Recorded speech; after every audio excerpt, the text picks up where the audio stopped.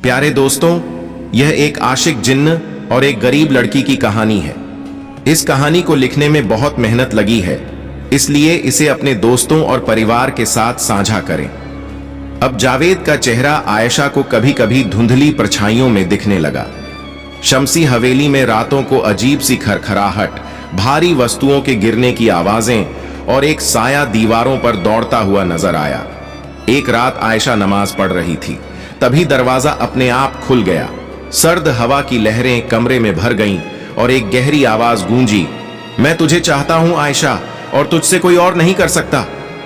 आयशा डरी नहीं, उसने तुरंत आयतुल कुर्सी की तिलावत शुरू कर दी। हवेली की बत्तियां जैसे झिलमिलाने लगी। वह आवाज और परछाई गूंजती हुई पीछे हट गई। जावेद आग बबूला हो गया। उसने हवेली की छत से खून के रंग का पानी टपकाया। बिस्तर पर उर्दू में उसका नाम लिखा, जावेद। मगर आयशा ने उस पर बिस्मिल्लाहिर्रहमानिर्रहीम पढ़ा और कुरान ए पाक की तिलावत से सब मिटा दिया। मौलवी अब्दुल्लाह ने समझ लिया कि अब जावेद महज एक रूह नहीं बल्कि इब्लीस के करीब जा चुका है। उन्होंने हवेली में हर रोज सूरह बकराह की तिलावत शुरू कर दी। हर सुबह जब जावेद कुछ बुरा करता, आयशा सिर्फ एक जवाब देती, मेरा रब मुझे काफी है। अब जावेद के पास दो ही रास्ते थे, या तो वह रब के सामने झुक जाए या फिर आयशा को अपनी मोहब्बत में जबरन झुका दे। मगर आयशा झुकने वाली नहीं थी। वह रात चांदनी से भरी थी, मगर हवेली की दीवारों में अंधकार थर्रा रहा था, खामोश मगर खतरनाक। जावेद आज पूरी ताकत के साथ आयशा को हासिल करने के इरादे से आया था। उसने हवेली के हर कोने में धुंध छा दी, आंधी और आग से भर दिया।